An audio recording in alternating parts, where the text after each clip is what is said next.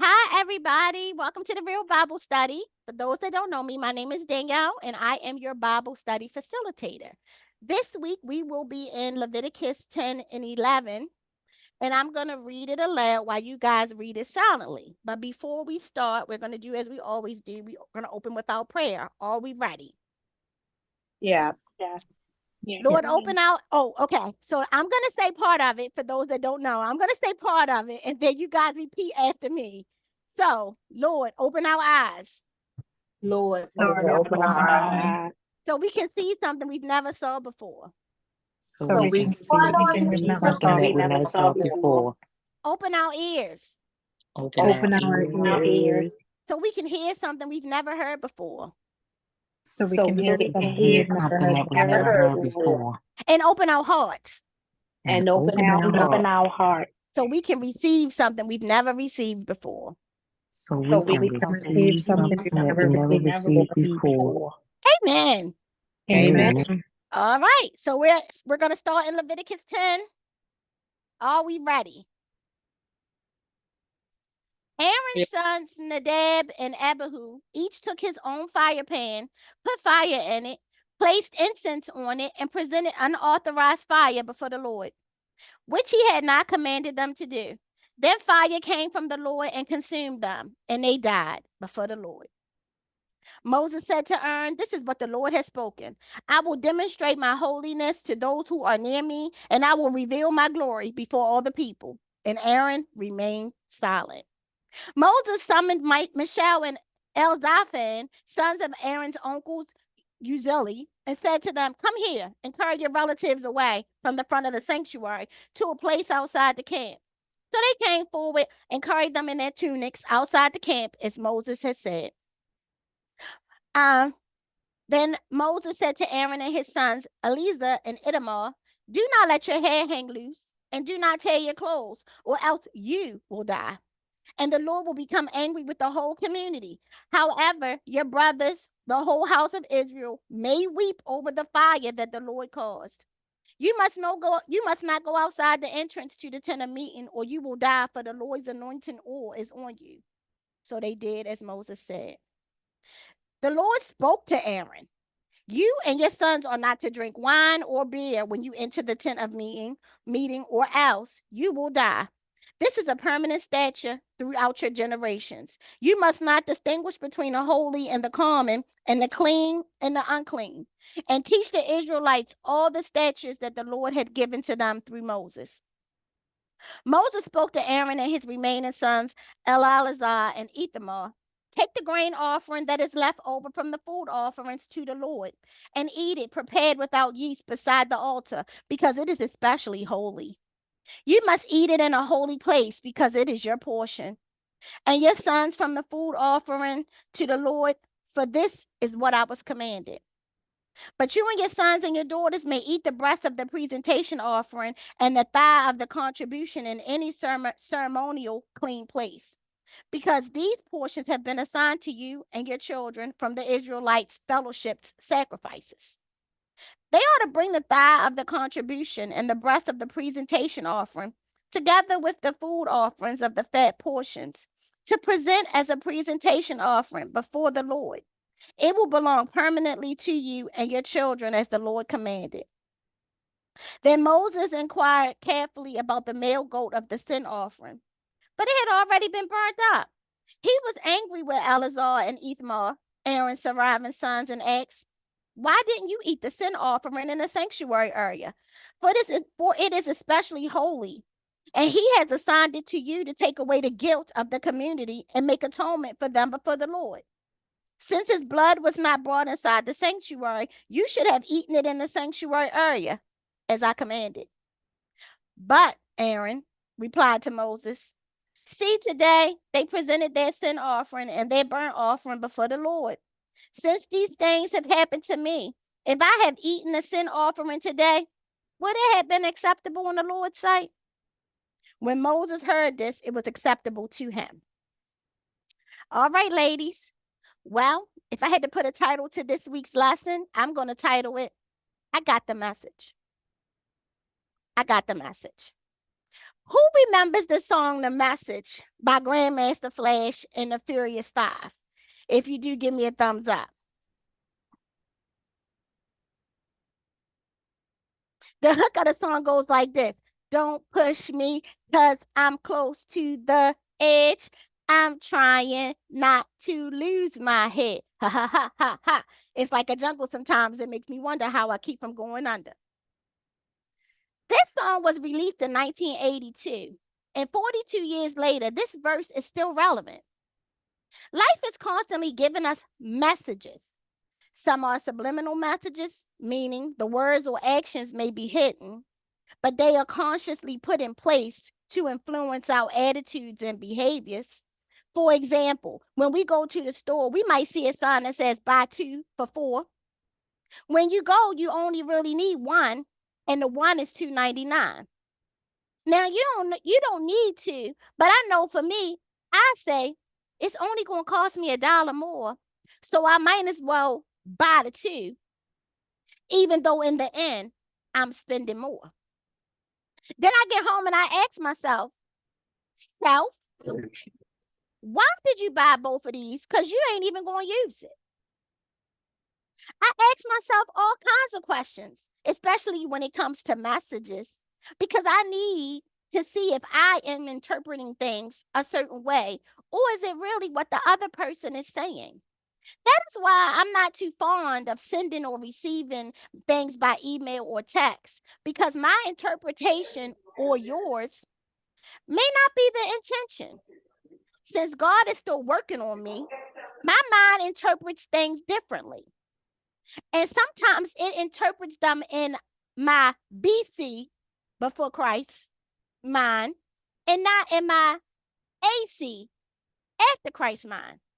And that is when I have to get another person that I trust, that I can ask their opinion to see, is it me or is it them? As I was studying Leviticus 10 and 11, I see that there were messages that were given out. And based on how they were interpreted, the message determined the outcome. Let's dive in. In Leviticus 10 and 1, Aaron's sons decided to disregard God's message. What did they do? What did they do? In verse 1 of chapter 10. They died. Yeah, they're going to die. But why are they going to die? They took it upon themselves to take their fire pan and put fire and incense on it and presented an unauthorized fire to God.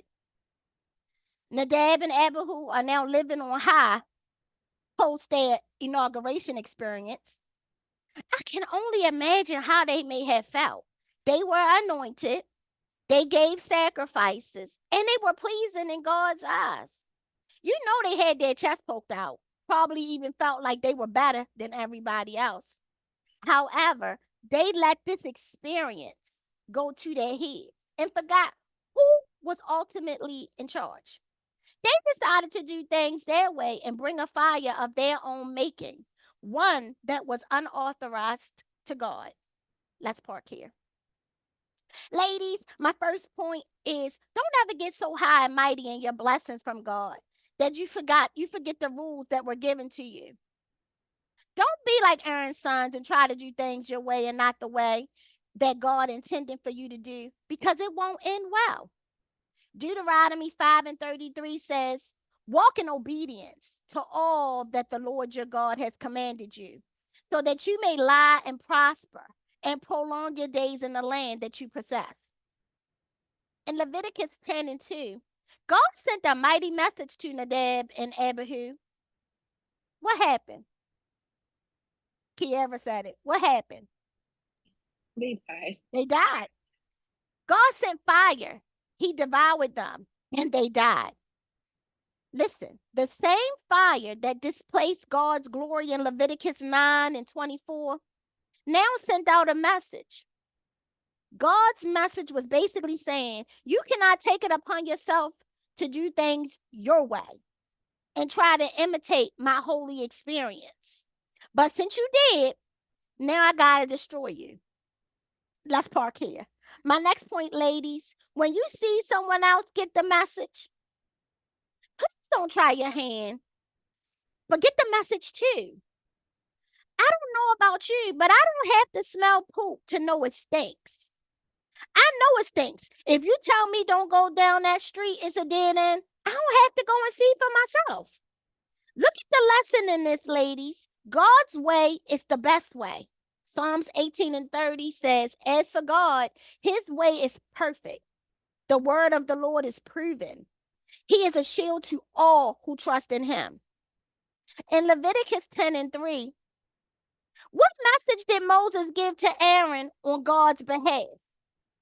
This one might be a little bit tough, so I'm going to give it to you. I will demonstrate my holiness to those who are near me, and I will reveal my glory before all the people. Unfortunately, some feel they can come to God any way they please. Yes, he will accept us how we are. But we must come to him in a respectful manner and regard him as holy. Let's park here. I am so glad that God will accept me just as I am, dirty, out of order, and as a sinner. But I still need to come to him respectfully and in a way that he deems holy. The mistake that these brothers made is they thought because they were chosen, the rules didn't matter. But I dare to say the rules matter even more. Because not only were they coming before God for their sins, but for the sins of others. I remember hearing my mother say, you are the oldest. You can't do what they do. You have to show them what not to do. I got in trouble many a time for something my sisters did. I said, but I ain't even do it. And she said, but you were in charge. And you should have been watching them to make sure they didn't do it.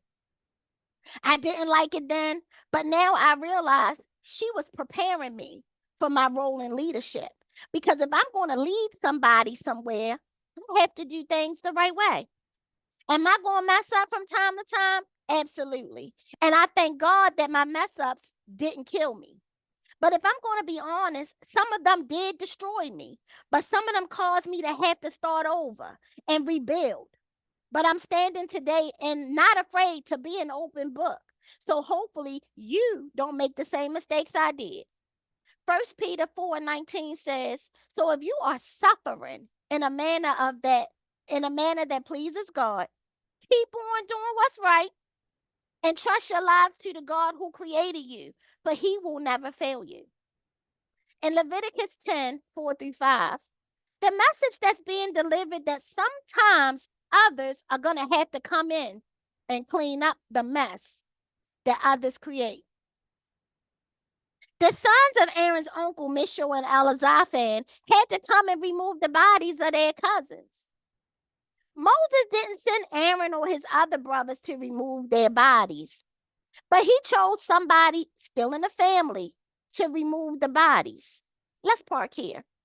My next point, ladies, is even when we disappoint God and let him down, he still sends someone our way to make sure we are taken care of in a loving manner. God never said they couldn't be buried and treated with respect. God still loves us even when he has to discipline us. I heard a lot growing up from my mother. Now, this is going to hurt me more than it's going to hurt you. I get the message now, Ma, because you told me what to do and what not to do. And when I didn't do it, what I was supposed to do, you were disappointed. So you had to discipline me to hopefully prevent me from doing again. You see that key word in there, hopefully? That's why Moses had the cousins come and remove the bodies, because if he didn't, can you imagine if just anybody who had to come and remove them bodies, they ain't have no connection. They may not have taken much care in how they handled them, even if they didn't deserve to be treated with care. I mean, they were guilty. They didn't do what God told them to do, and everybody knew it. But the love from certain family members will come and wrap you up and curl you out of your mess. Think about this the next time you are called on to take care of someone you feel don't deserve it. As hard as it will be to do, go to them and wrap them up and carried them up out of their mess. 1 Peter 4:9-10 says, be hospitable to one another without grumbling. As each one has received a gift, minister it to one another as good stewards of the manifold grace of God. In Leviticus 10:6-7, Aaron and his other two sons, Eleazar and Ithamar, had to deal with their family member's death, but they weren't even allowed to mourn. Aaron, as the head of the family, had to give a very strong message to his other two sons. I know this was a hard day for Aaron because he couldn't even properly mourn his children. In my studies, I also discovered that the priests were intermediaries between God and his people, and they were required more than all others to avoid contact with death. This included both contact with dead bodies and with the mourning procedure. Let's park here. My next point, ladies, the message that God is showing us is that the responsibilities that he is placing on us, it don't just affect us, but our families as well. If Aaron's sons would have taken seriously their role as a high priest, they would have done what God said do the way he said do it. And then their family wouldn't be suffering unnecessarily. Some suffering can be avoided, but there are times when our sufferings is unavoidable. But we choose to do what we want, the way we want to, and we don't care who else it may have affected. Psalms 25:4-5 says, show me the right path, O Lord. Point out the road for me to follow. Lead me by your truth and teach me, for you are the God who saves me all day long. I put my hope in you. In Leviticus 10:8-11, a message was given out in regards to drunkenness. God spoke to Aaron and said, you or your sons don't drink wine or intoxicating drink inside the tabernacle, or else you will die. This way you can distinguish between holy and unholy, clean and unclean. And you can teach the Israelites all of the statutes that the Lord has given through Moses without being drunk. This was the only time in Leviticus where God spoke to Aaron directly. All of the other times it was through Moses, and Moses relayed the message. From my studies, I read that this came right after Aaron's sons were destroyed, which some may think they may have been drunk. And to prevent this from happening in the future, God said, let me tell the Father myself so he can hear from me in my tone, so he can know that God is not playing with them. Question for you ladies. Remember when Aaron made that golden calf and went against God? Do you think God chose this incident to show him who he really was?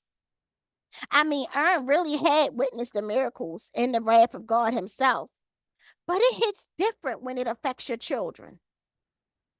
Do and say what you want to me, but don't touch my kid. That's a different type of response. That gets my attention differently.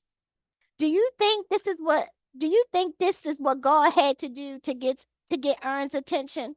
100%. Me too. In Leviticus 10:12-15, a message was given from Moses to Aaron and his other sons, Eleazar and Ithamar, in reference to their portions they should be partaking of the offerings.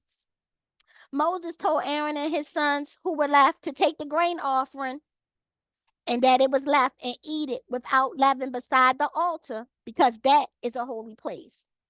The breast of the presentation offering and the thigh of the contribution offering, eat that in a clean place.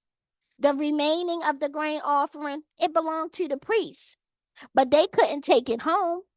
It had to be eaten by the altar. The portions from the presentation offering belonged to the priest and his household, so they could be eaten in any clean place. Let's park here. Ladies, as I prepared most of our lessons, I listened to music.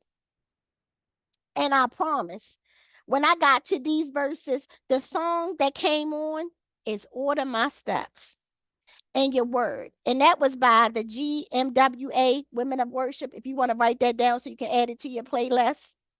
Order My Steps. in your word by the GMWA Women of Worship. That song is so perfect because the words say, humbly, I ask thee to teach me your will while you are working. Help me be still. Though Satan is busy, God is real. Order my steps in your word. Please order my steps in your word.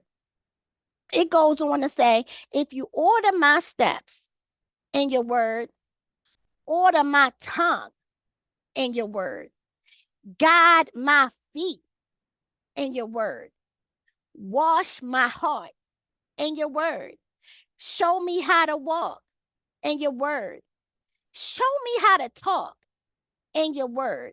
When I need a brand new song to sing, show me how to let your praises ring in your word. And I said that, add it to your playlist. In Leviticus 10:16-20, there's always confusion when a message is getting out to a group of people. Moses asked Eleazar and Ithamar why they didn't eat the gold of the sin offering in a holy place. God has given it to you to bear the guilt of the congregation, to make atonement for them before the Lord. Moses wanted to know why they didn't eat the portions of the sacrifice that were given for the priest to eat. But the Father took accountability and answered on their behalf. He said, look, we didn't eat it because we mourned the loss of our loved one. And if we would have eaten it on this day,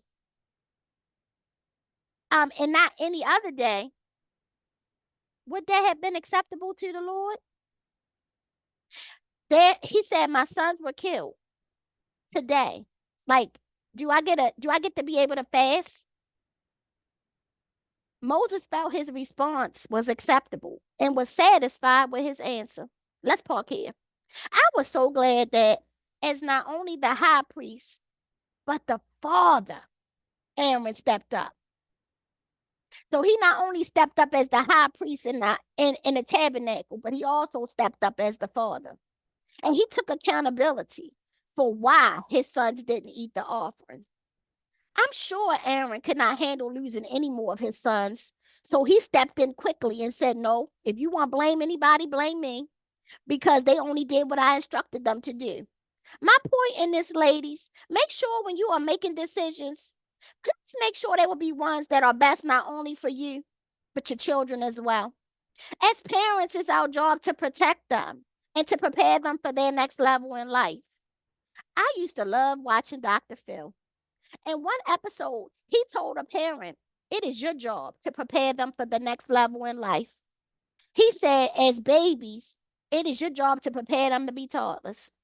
As toddlers, it is your job to prepare them for childhood, then adolescence, then to be teens, then young adults, and then adults.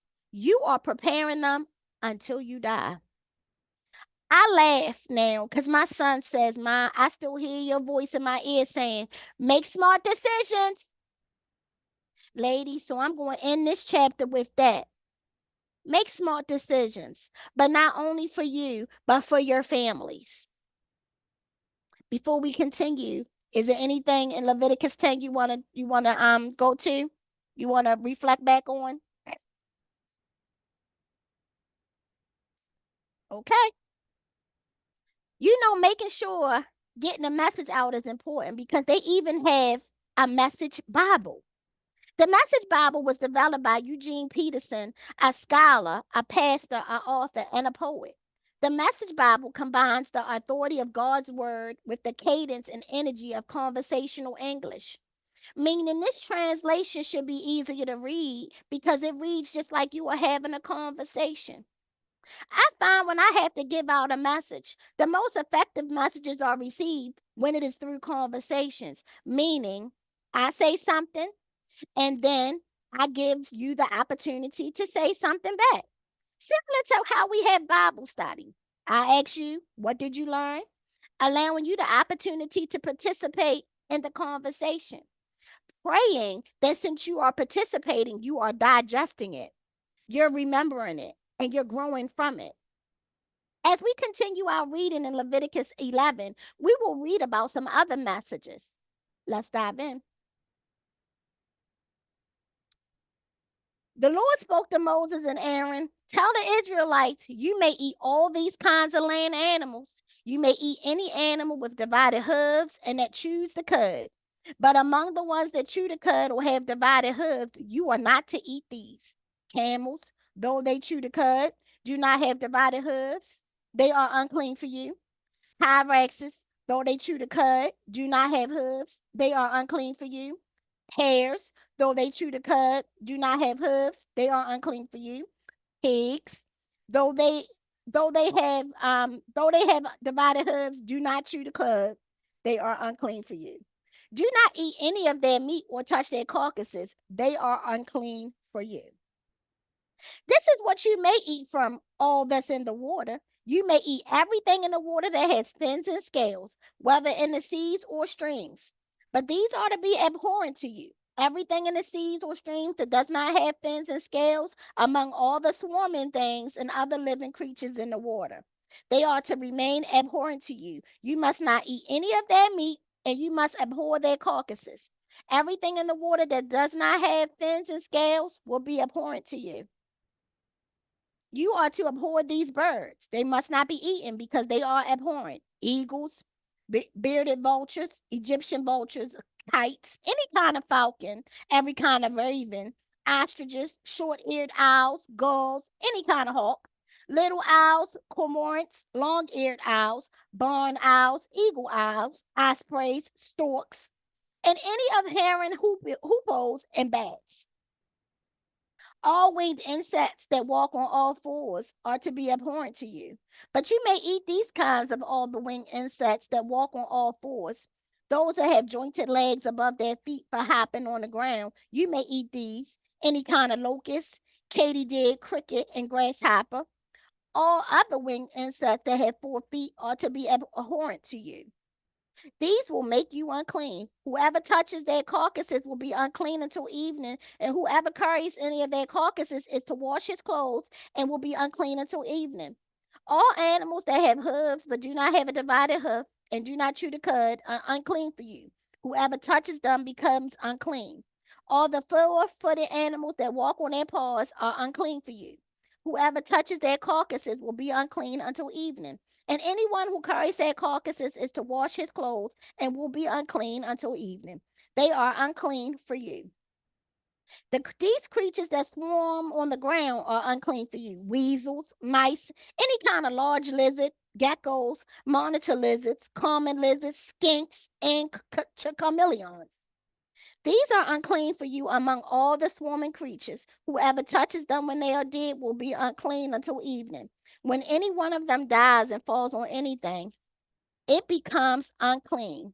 Any item of wood, clothing, leather, sackcloth, or any implement used for work, it is to be rinsed with water and will remain unclean until evening. Then it will be clean.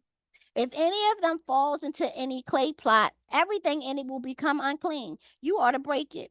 Any edible food coming into contact with that unclean water will become unclean, and any drinkable liquid in any container will become unclean. Anything one of their carcasses falls on will become unclean. If it is an oven or a stove, it is to be smashed. It is unclean and will remain unclean for you. A spring or cistern containing water will remain clean, but someone who touches a carcass in it will become unclean. If one of their carcasses falls on any seed that is to be sown, it is clean.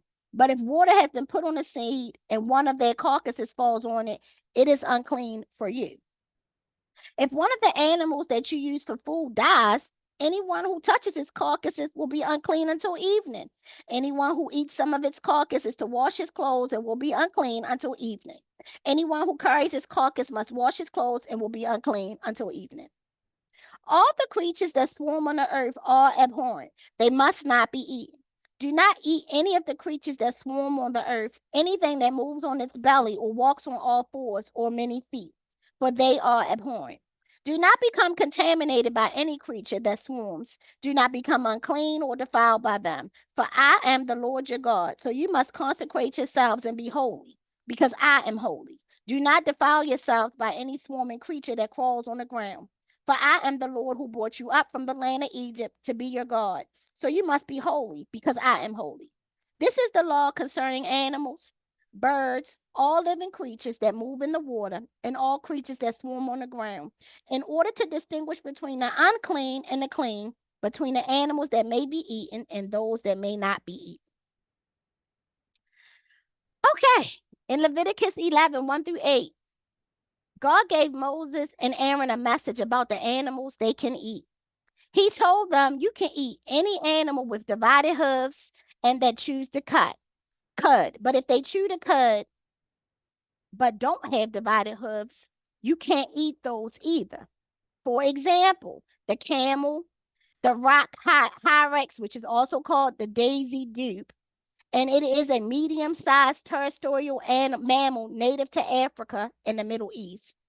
A hare, they all chew the cud, meaning they chew their food very carefully, and then it goes back into their mouth to be chewed again before going into the second stomach. Even though the pig has divided hooves, they don't chew the cud, so they are considered unclean. Cows, deer, sheep, goats, and antelope are considered clean. They have divided hooves and they chew the cud. These dietary restrictions were put in place to test the Israelites' obedience. God wanted to see if they could stay away from the things that were unclean. These laws separated the Israelites from the Gentiles, their pagan neighbors.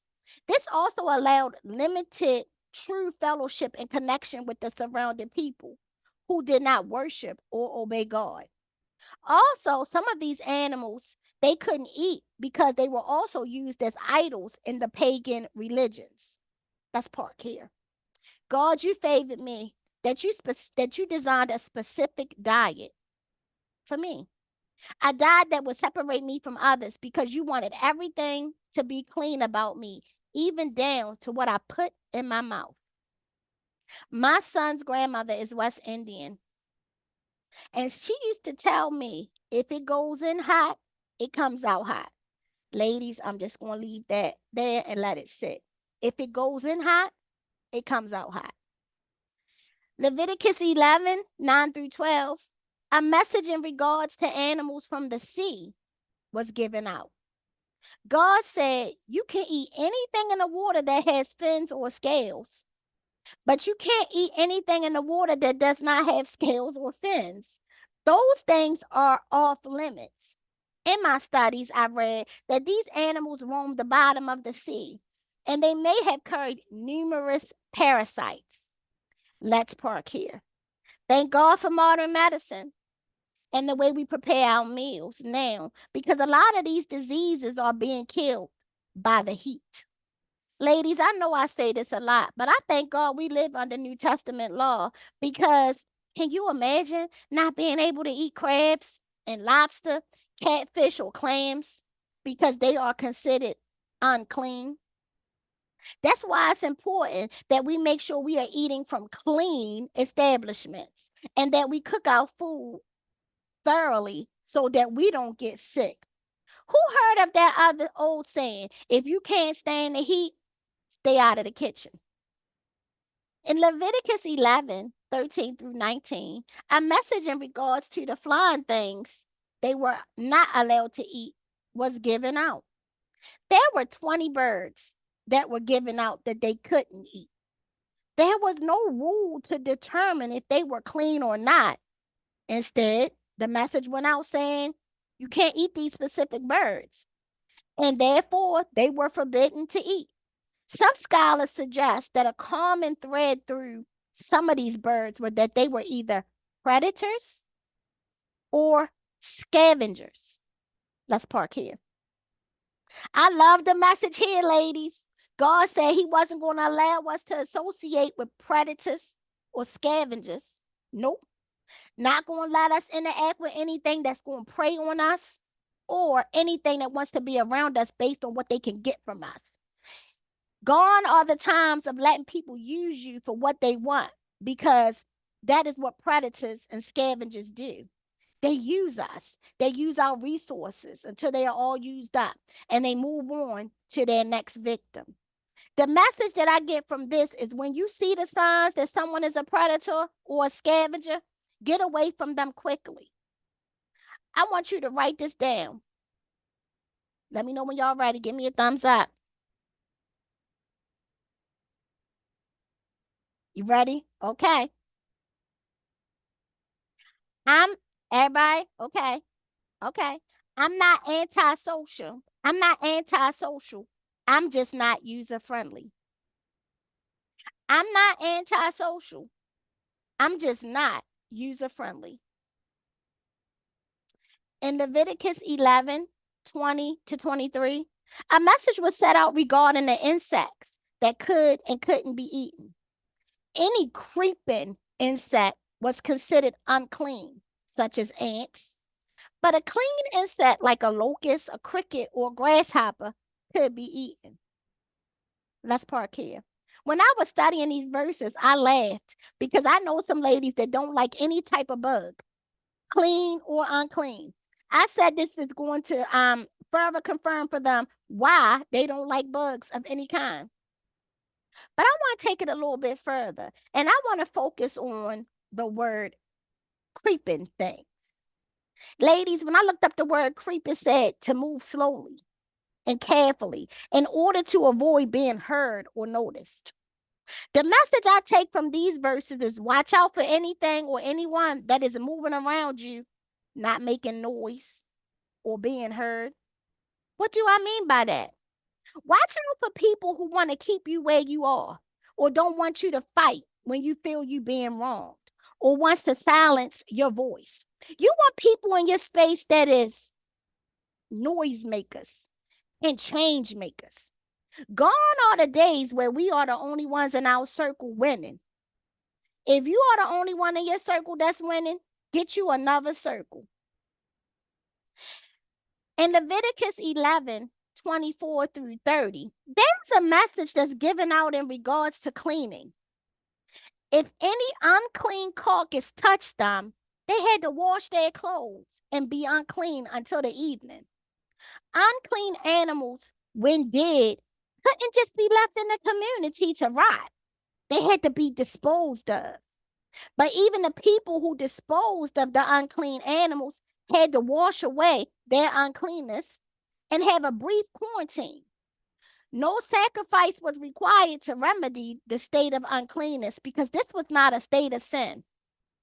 Let's hark here. Ladies, I'm so glad that they didn't leave them dead carcasses all around rotting and smelling up the place. Look at how God shows up in this. He gives provisions to the people that have to go and clean up the rotten dead animals so they don't spread disease and horrible smells. I remember when I first started working at my job that I'm at now, many, many moons ago. And the person who was conducting out my orientation asked, what position did we feel was the most important in this hospital? What position did we feel was the most important in this hospital? And I said, the housekeepers. And the other people in the room snickered and was laughing and was like, oh my gosh, she is crazy. How's she going to say the housekeepers? What about the doctors? What about the president? What about this? What about that? And I stood hard on my ground. I said the housekeepers. And the facilitator asked me why I said that. I said because they're responsible for keeping this place clean. They will ensure that our infection rates are down.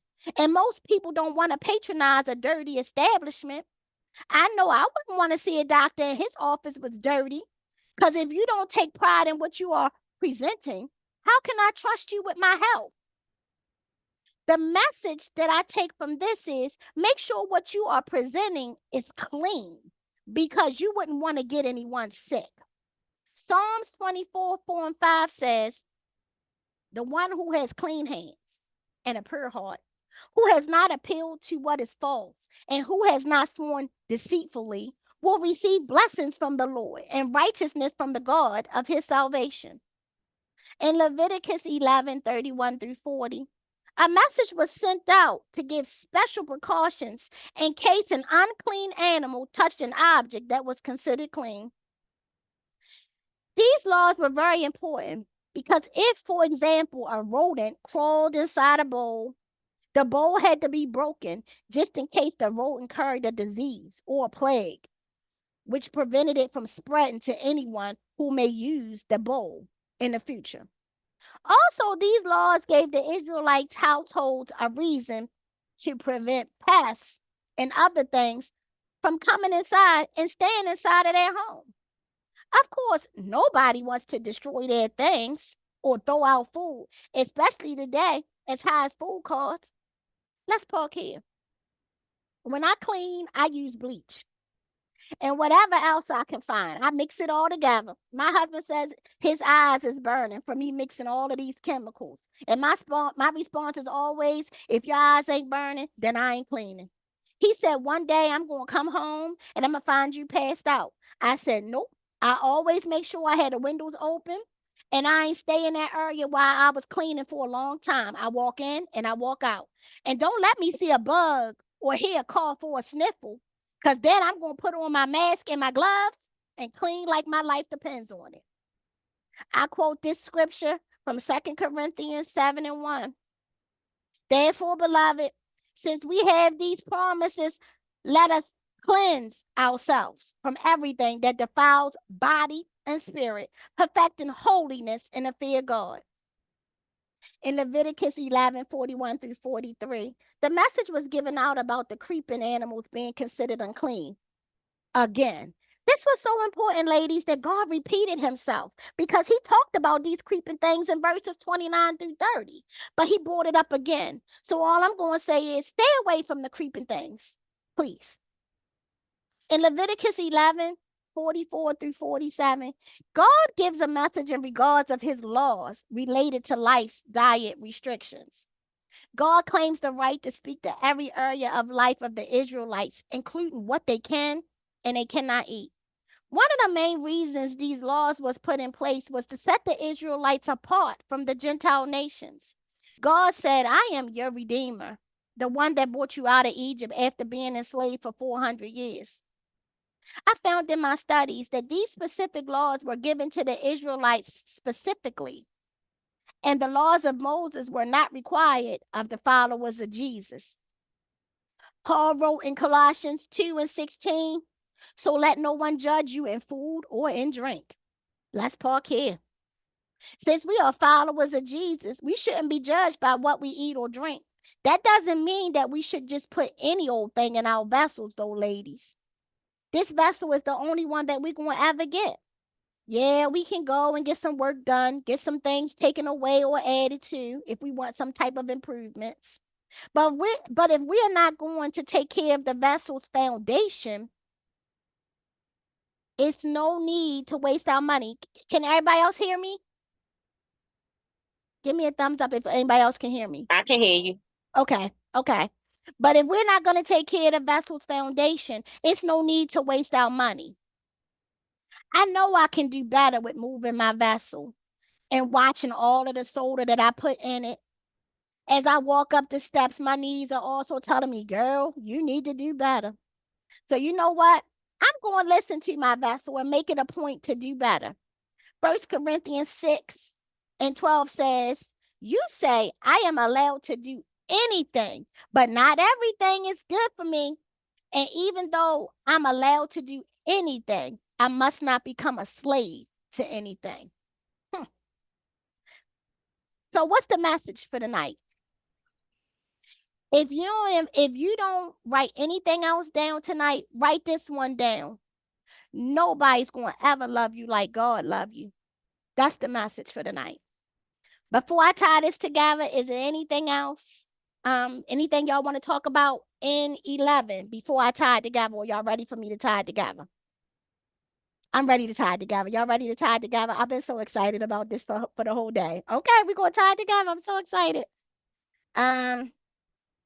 Let me share my screen. Hold on, y'all. They changed the thing around, and I be like, where is everything at? No, that's not it. Hold on. Let me figure it out. Where they put the thing at? Oh, right here. Hold on. Share the screen, Jesus. Help me. Share the sound. Share this. All right.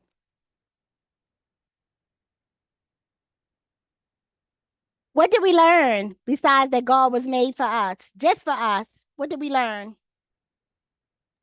Ain't nobody gonna love me like him. My God.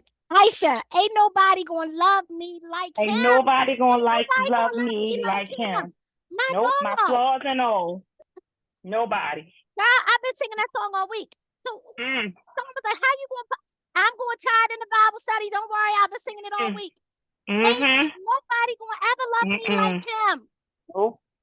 I appreciate you twisting that song around, because normally when that song come on the radio, I change the station. Girl. Did you see the lyrics? That's what I was thinking. I was like, oh, this song, because this song is stuck in everybody's head. I was like, oh, look. Did you see the lyrics? But yeah, the lyrics are deep. Nobody gonna ever love us like Jesus. My God, I love it. I've been listening to it all week. Sean be humming it. I've been humming it. Like I was humming it coming on here. I was trying to keep it to myself because I was like, Lord, I don't want to give it away. I told Aisha earlier, I can't wait to give you a song for Bible study. Ain't nobody gonna ever love us or do us like Jesus. Nope. What did we? Let me tell y'all something. What I learned this week that I already knew, but I just really confirmed in my spirit. Everything you need in this Bible, I promise you. When I am doing Bible study and I'm looking up the scriptures to back up my thoughts, everything we need in here. Everything. I don't make these scriptures up. Everything we need in here. Every scripture that I give you is in this Bible. Every thought that I come up with and I give you a scripture to back up my thoughts, it's all in here. And I realized that today, well, this week when I was doing Bible study, I was like, wait a minute. Everything? Not some things. Everything is in here. So whatever you need, whenever you need it, it's in here. I promise you. Google it. That's what I do. I Google it. And it give it to me every time. If whatever scripture you need for whatever you're going through, I promise you it's in here. Everything. That's what I learned. That everything I need is in here. It's within him. What else? What else did we learn? I've always heard the saying when they be like, cleanliness is next to godliness. Yes. So this is why. So I always wonder, like, okay, where they get that from? But this is why he was very peculiar about everything. Yes. Now that particular verse, you to have the best. Yeah, absolutely. But that particular thing is not a scripture because I looked it up. I was going to use that as one of the scriptures. It's not. But I just always heard people say it. Absolutely. Yep. But it's based off of these two chapters. I was like, oh that's what my first thought was. Yes. We got to be clean, y'all. But ain't that good how he cleaned us up? And I told Aisha today when I was talking to her during my lunch break, I said, Aisha, God didn't pick me up. Nobody don't know how God. I can only sit here and tell you what God is and what he mean to me. That's why the song means so much to me. Because that's about the man in my life, not my husband, the man right there. That's him. He was made for me. He was made for me. Just for me.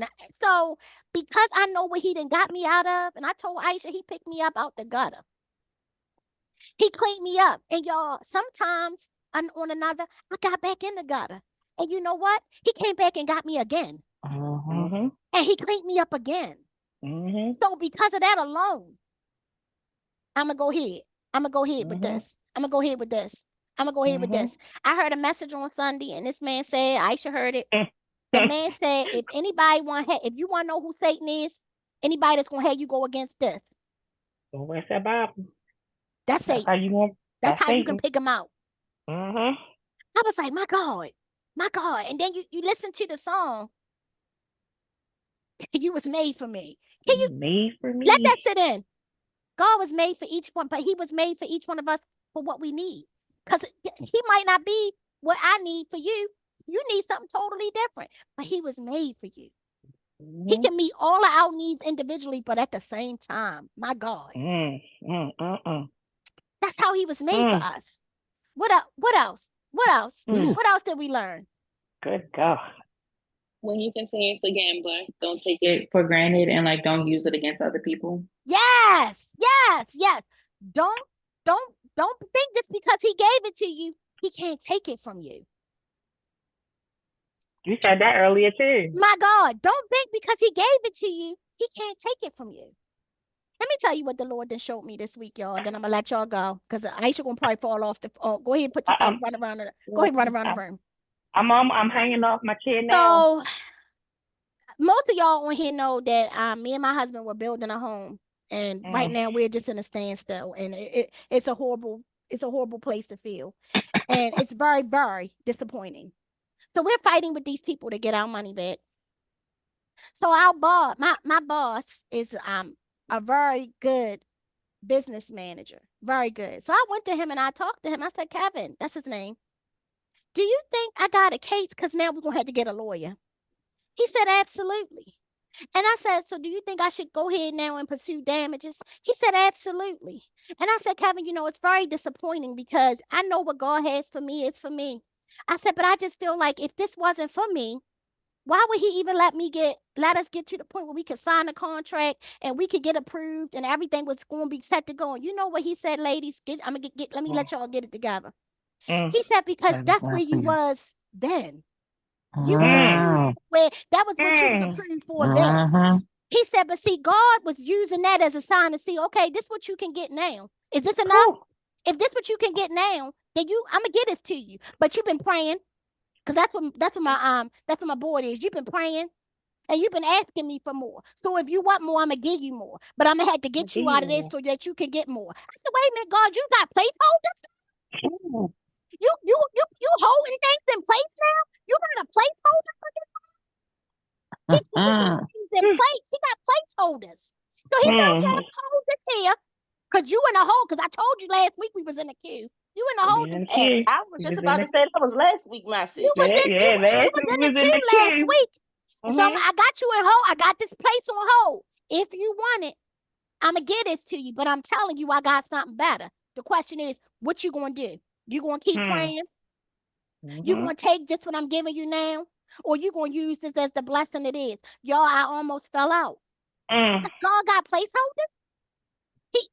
I know he holding us in the queue, but you got things right now holding in place for me? And you letting me decide, do I want where you giving it to me now, or do I want what's coming next because you've been praying for next? You ain't been praying for now. I know what you want? I tell you, honey. What you want? So I done took up the whole night with my testimony. What else did we learn before we go? I just need to know when the flight going to take off. That's it. Yeah, I mean, I'm just saying, y'all. Oh, so why I got y'all on here? I thought of a good idea since the weather's great change and it's getting ready to get warm. What if maybe once a month we meet at like a park and have Bible study outside together? So that'd be somewhere where you don't have to spend no money. We don't have to worry about renting no space because park space is free. So we can meet at a park. Maybe once a month we can see how that go. We can still go on Zoom for those that we have that's out of town. Sorry, John A. For those that are out of town, so they can still be a part, but just so that we can have some type of fellowship in person outside.